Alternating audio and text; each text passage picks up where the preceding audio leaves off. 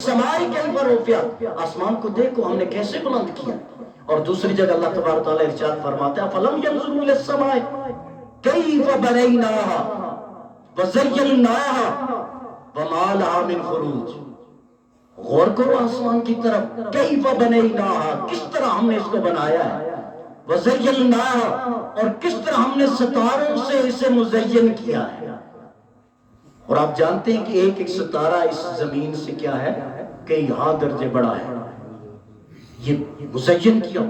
फिर इसके सिस्टम को देखें, अजराम फल्की को देखें, निज़ाम फल्की को देखें, इसमें सूरज भी है, इसमें चांद भी है, इसमें सितारे भी हैं। और सिस्टम कैसा बनाया है, लश्शम्सु यंबग़ी लहा अन तुदरिकल क़मर वलल्लैलु साबिक़ुन नहार व कुल्लुन फ़ी फ़लकिन यस्बहून। अल्लाह फरमाता है गौर करो, लश्शम्सु यंबग़ी लहा अन तुदरिकल क़मर, जो सूरज के लिए राह मुतय्यन है वो उसी राह पे चलता है, वो चांद के रास्ते में नहीं आता। और जो चांद के लिए राह मुतय्यन हमने की है वो उसी राह पे चलता है, वो सूरज के सामने मतलब उसकी राह में रुकावट और आयल नहीं होता। और ना दिन रात से पहले आता है और ना रात दिन से पहले आ सकती है। कुल्लुन फी फ़लकिन यस्बहून, अल्लाह फरमाते हैं हर एक अपने डोमेन में काम कर रहा है, अपने मदार में, अपनी लिमिट में, अपनी हद में, अपने जो है जो दायरा कार है उसके अंदर काम करता है। तो एक तो हमें ये तरगीब दी है कि हम आसमान, सितारे, सैयारे, गैलेक्सीज, ये कहकशाएं, इन पर जो है हम रिसर्च करें, इन पे गौर और फिक्र करें। और दूसरा ये बताया कि जब हमारा चांद, हमारा सूरज, हमारा दिन और रात जो है, जो रब ने फरमाया उसी पर अमल पैरा है, ए हजरत इंसान फिर तू अपनी डोमेन से आगे क्यों बढ़ता है? तू क्यों, तुझे कहा है कि रिश्वत नहीं लेना, क्यों रिश्वत लेता है? तुझे कहा है दूसरे का गसब नहीं करना, फिर क्यों गसब करता है? तुझे कहा है कि यतीम का माल नहीं खाना, फिर क्यों यतीमों के माल खाता है? तुझे कहा है कि मिलावट नहीं करना, फिर क्यों मिलावट करता है? तुझे कहा है कि नाप और तोल में कमी बेशी नहीं करना, फिर क्यों करता है? वैलुल लिलमुतफ्फिफीन अल्लज़ीना इज़ा इक्तालू अलन्नास यस्तawफून व इज़ा कालूहुम अव वज़नूहुम युखसिरून। अल्लाह फरमाता है बर्बादी है उन ताजरों के लिए, वो हलाक हो जाएंगे वो बिजनेसमैन। कौन से? हर एक नहीं, इसी की दूसरा रुख क्या है, अत्ताजिरु सदीक़ु अल अमीनु मअ शुहदाए यौमुल क़ियामह, क़यामत के दिन साथ एक सच्चा ताजर, ईमानदार ताजर शुहदा के साथ होगा। और दूसरी तरफ बर्बाद और हलाक हो जाएंगे वो ताजर और बिजनेसमैन जो जब तोल के देने का वक्त हो तो कम तोलते हैं, और जब लेने का वक्त हो तो पैमाना भारी रख के लेते हैं, बर्बाद हो जाते हैं। अब हम समझते हैं कि हम बेईमानी करके भी सारे काम सही जा रहे हैं, हम तो ठीक है, नहीं। बर्बादी की बड़ी अलामत यह है कि अल्लाह नहुसत और बेबरकती डाल देता है। दुकान पे बंदा जाता है, नौकरी पे जाता है, मुलाजमत पे जाता है, जब वो पैसे लेके आता है गिनने में बेशुमार होते हैं, इधर पैसे केस गिन के रखता है, उधर बच्चा बीमार, बीवी बीमार, हादसा हो गया, किसी का बाजू टूट गया, टांग टूट गई, गाड़ी जो है वो एक्सीडेंट हो गया। तो वो जैसे कमाते हैं वो अपना इंटरेस्ट जो है सूद लेके निकल जाते हैं। और फिर बंदा कहता पता नहीं अल्लाह की क्या नाराजगी है, न वक्त पे बारिशें होती हैं, न फसलें सही होती हैं। अल्लाह के बंदो अपने आप को सही करो, सब कुछ मेरा रब सही कर देगा। तो इरशाद फरमाया आसमान को देखो, इसी आसमान, एक आसमान से दूसरे आसमान की तरफ जाने के रास्ते भी रखे हुए मेरे रब ने, जिसे आप ब्लैक होल के नाम से जानते हैं, ये साइंस के दोस्त उसको भी जानते होंगे, रास्ते मौजूद। इस सूरज को देखें, जिस सतह पे आज है, अगर इससे थोड़ा सा नीचे आ जाए ना सूरज, थोड़ा सा नीचे आ जाए, मीलों में नहीं मीटरों में नीचे आ जाए, तो जमीन में हर चीज जल के राख हो जाए, हर चीज राख हो जाए। और थोड़ा सा ऊपर हट जाए तो हर चीज जम जाए, बर्फ बन जाए। तो अल्लाह फरमाता है وَإِلَى السَّمَاءِ كَيْفَ رُفِعَتْ، دیکھتے نہیں ہو آسمان کی طرف کس طرح تمہارے اوپر اللہ نے رکھا ہوا ہے؟ اور جب قیامت ہوگی تو اسی آسمان کا کیا حال ہوگا؟ اللہ فرماتا ہے اِذَا السَّمَاءُ انفَطَرَتْ، یہ آسمان پھٹ جائے گا۔ اب جس آسمان کے نیچے اربوں کہکشائیں گلیکسیز ہیں، جو ایک ایک گلیکسیز دنیا سے کئی ہزار درجے بڑی ہے، تو جب آسمان پھٹے گا تو یہ گلیکسیز اور ستارے اور سیارے اور یہ ساری چیز کدھر جائے گی؟ تو بچے گا کیا؟ اِذَا السَّمَاءُ انفَطَرَتْ، یہ رب کی قدرت ہے۔ یہ اتنا مضبوط آسمان، اور آپ جانتے ہیں کہ اس کی چوڑائی کتنی ہے؟ اس میں آسمان کی، ایک آسمان کی 50,000 سال نوری، جس کا ایک دن 1000 سال کے برابر ہوگا۔ آپ سفر کریں تو اس کی موٹائی کو کراس کر پائیں گے، ایک کی موٹائی کو۔ تو وہ جب ساتوں کے ساتھ پھٹ کے نیچے آئیں گے تو بچے گا کیا؟ اِذَا السَّمَاءُ انفَطَرَتْ وَإِذَا الْكَوَاكِبُ انتَثَرَتْ، یہ جو ستارے جو ہے جگمگاتے ہوئے آپ کو نظر آتے ہیں، جب اللہ کا حکم آئے گا تو یہ بکھر جائیں گے، یہ دوسرے سے ٹکرا کے نیچے زمین کی طرف آ جائیں گے۔ وَإِذَا الْبِحَارُ فُجِّرَتْ، اور یہ جو سمندر آپ کے ہیں یہ ابل پڑیں گے، کھولتا ہوا پانی بن جائے گا ان سمندروں کا۔ وَإِذَا الْقُبُورُ بُعْثِرَتْ، پھر قبریں کھولی جائیں گی، پھر ساری عیاشیاں سامنے آ جائیں گی۔ فَمَن يَعْمَلْ مِثْقَالَ ذَرَّةٍ خَيْرًا يَرَهُ وَمَن يَعْمَلْ مِثْقَالَ ذَرَّةٍ شَرًّا يَرَهُ۔ ٹائم ہے ہو گیا،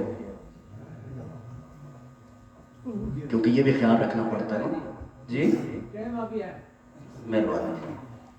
پھر قبریں کھول دی جائیں گی، وَإِذَا الْقُبُورُ بُعْثِرَتْ، پھر ہوگا کیا؟ نیکسٹ اسٹیپ کیا ہوگا؟ عَلِمَتْ نَفْسٌ مَا قَدَّمَتْ وَأَخَّرَتْ، پھر جو آگے بھیجا وہ بھی جان جائے گا بندہ، اور جو چھوڑ کے آیا ہے اس کو بھی جان دے گا۔ اگر کرپشن کی، حرام کی کمائی چھوڑ کے گیا تھا نا تو وہ بھی سامنے موجود ہوگی، اور جو نیک اعمال کر کے آگے بھیجے تھے وہ بھی سامنے موجود ہوں گے۔ تو اللہ اس کو بیان کر کے ارشاد فرماتے ہیں یا ایھا الانسان ما غرک بربک الکریم، اے انسان تجھے کریم رب کے بارے میں کس چیز نے دھوکے میں ڈال رکھا ہے؟ کدھر پھر رہا ہے؟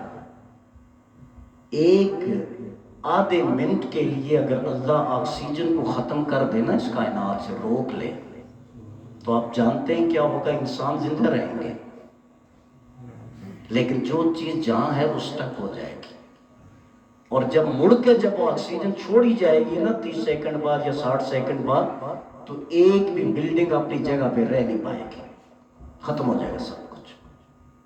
ما غرک بربک الکریم، ہے کیا ہے انسان تیرے پاس جس نے تجھے اتنا جری اور بہادر بنا دیا ہے کہ تو رب کو چیلنج کرتا ہے، تو رب کی نافرمانی کرتا ہے، تو رب کو چھوڑ کے دوسروں کے پیچھے جو ہے وہ لگا ہوا ہے کیا تیرے اوقات کیا ہے؟ بڑے بڑے جو ہے بادشاہ آئے، جو ہے سکندر جیسے بادشاہ بھی آئے، دارا جیسے بھی آئے، بڑے بڑے فرعون آئے، کیا ہوا؟ وہ حامان بھی تھا نا جس نے اپنی جنت بنائی تھی، کیا ہوا اس کے ساتھ؟ دروازے پہ موت آ گئی، قدم نہیں رکھ سکتا۔ تو پھر یہ ساری حرام کی کمائی کو کرنا کیا ہے؟ کدھر جائے؟ اس کے بجائے اپنی اولاد کی تربیت کریں، جو کمائی آپ کے مرنے کے بعد آپ کو کام آئے۔ اپنی اولاد کو اللہ کی محبت سکھائیں، اللہ کے محبوب کی محبت سکھائیں، صحابہ کرام کی محبت سکھائیں، آل بیت اطہار کی محبت سکھائیں، اولیاء کرام کی محبت سکھائیں، اور ان کو بتائیں کہ نبی کو رب سے کتنی محبت تھی، اور انہیں بتائیں کہ صحابہ کو اپنے محبوب سے کتنی محبت تھی۔ حضرت ابوبکر صدیق رضی اللہ تعالیٰ عنہ کا بڑا پیارا واقعہ آپ حضرات سارے جانتے ہوں گے، برکت کے لیے عرض کر رہا ہوں۔ جب ان کے صاحبزادے مسلمان ہو گئے، بدر میں باپ اور بیٹا آمنے سامنے تھے، جنگ بدر میں، تو بعد میں بیٹھے ہوئے تھے، بیٹے نے عرض کی ابا جان بدر کے موقع پر آپ 2 سے 3 مرتبہ میری تلوار کی زد میں آئے تھے، میں چاہتا تو آپ کو شہید کر سکتا تھا، لیکن اس لیے چھوڑ دیا کہ میرے آپ والد ہیں۔ تو حضرت ابو بکر صدیق نے کیا فرمایا رضی اللہ تعالیٰ عنہ، آپ نے ارشاد فرمایا اللہ کی قسم بیٹے اگر تو ایک دفعہ بھی میری تلوار کی زد میں آتا میں تیرا سر تیرے تن سے جدا کر دیتا۔ یہ محبت تھی، یہ محبت تھی صحابہ کی اپنے محبوب صلی اللہ علیہ وسلم کے ساتھ۔ یہ سکھائیں اپنی اولاد کو۔ اور جو والدین چاہتے ہیں کہ ہماری اولاد ہم سے محبت کرے، ہمارے تابع ہو، انہیں ایک کام کرنا چاہیے، اگر انہوں نے یہ کام کر لیا ان کی اولاد ان سے محبت کرے گی۔ اور وہ کام کیا ہے کہ اپنی اولاد کو نبی کی محبت سکھاؤ، اپنی اولاد کو صحابہ سے محبت سکھاؤ، اپنی اولاد کو اہل بیت سے محبت سکھاؤ۔ جب یہ محبتیں آپ انہیں سکھاؤ گے نا تو ان کے دل میں اللہ آپ کی بھی محبت پیدا فرمائے گا۔ اگر اولاد کے سامنے آپ صحابہ کو برا کہو گے، اہل بیت اطہار کی گستاخی کرو گے، اللہ کے پیارے محبوب کی گستاخی کرو گے، تو آپ کو کیا لگتا ہے کہ آپ کی اولادیں آپ کی فرما بردار ہوں گی؟ نہیں ہو سکتی۔ تو یہ کام لازماً ہمیں کرنا ہے اپنی اولاد کے ساتھ۔ اگر یہ کام ہم کر گئے اللہ تعالیٰ اس کا بدلہ دنیا میں بھی ہمیں عطا فرمائے گا اور آخرت میں بھی عطا فرمائے گا۔ اگلی دو آیتیں وہ بھی عرض کروں، موضوع تو کافی پھیل جاتا ہے۔ آگے ارشاد فرمایا وَإِلَى الْجِبَالِ كَيْفَ نُصِبَتْ، پہاڑوں کو دیکھو کس طرح ہم نے نصب کیا ہوا ہے، اور قیامت کے دن یہ کیسے ہوں گے؟ کالعہن المنفوش، روئی کے گالوں کی طرح اڑ رہے ہوں گے یہ پہاڑ۔ یہ کو ہمالیہ، کو کراکرم، نانگا پربت، یہ کیٹو، یہ دیگر جتنے بھی پہاڑ ہیں جناب جن کی چوٹی سر کرنا بڑا مشکل ہوتا ہے، کالعہن المنفوش، اللہ فرماتا ہے قیامت کے دن یہ گال جس طرح روئی کے گال اڑتے ہیں نا، اس طرح جب یہ اس طرح اڑ رہے ہوں گے تو ہماری حالت کیا ہوگی آپ سوچ سکتے ہیں۔ فرمایا غور کرو ان کو، ہم نے ان پہاڑوں کو کس طرح نصب کیا ہوا ہے۔ اور آپ جانتے ہیں نصب کرنے کا مطلب کیا ہوتا ہے؟ کوئی چیز الگ سے لا کے کسی جگہ پہ گاڑ دی جائے، اسے کہتے ہیں نصب کرنا۔ ذرا کہتے ہیں نا کہ یہ قلعہ یہاں نصب کر دو، یہ جھنڈا یہاں نصب کر دو، یعنی اسے گاڑ دو۔ تو کئی فنوں سے بات اللہ فرماتا ہے دیکھو میں ان پہاڑوں کو ہم نے کس طرح ٹھہرایا ہوا ہے۔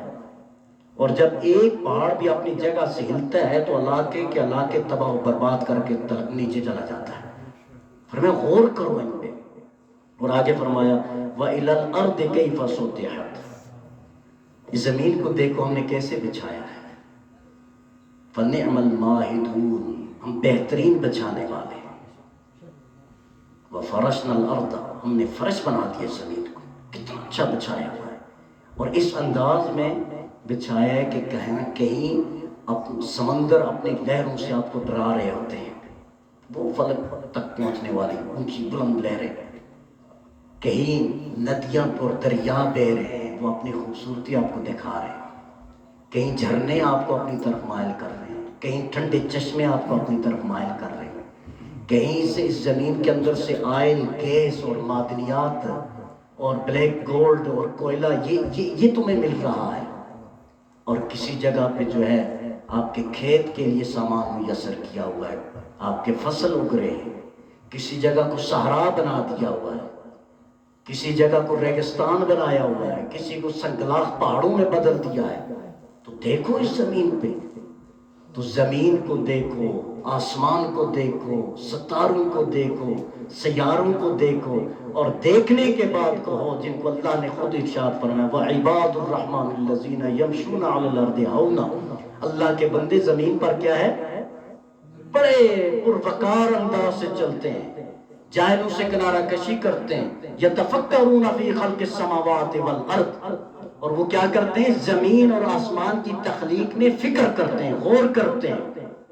اور جب غور اور فکر کر کے فارغ ہوتے ہیں تو ان کی زبان سے جو جملہ ادا ہوتا ہے قرآن نے بیان فرمایا ربنا ما خلقت ھذا باطلا، پھر اعلان کرتے ہیں میرے مالک ان میں سے کسی چیز کو غیر ضروری تو نے نہیں بنایا، ہر چیز ضروری ہے، ہر چیز معتدل ہے، ہر چیز اپنے مقام اور اپنی حیثیت رکھتی ہے۔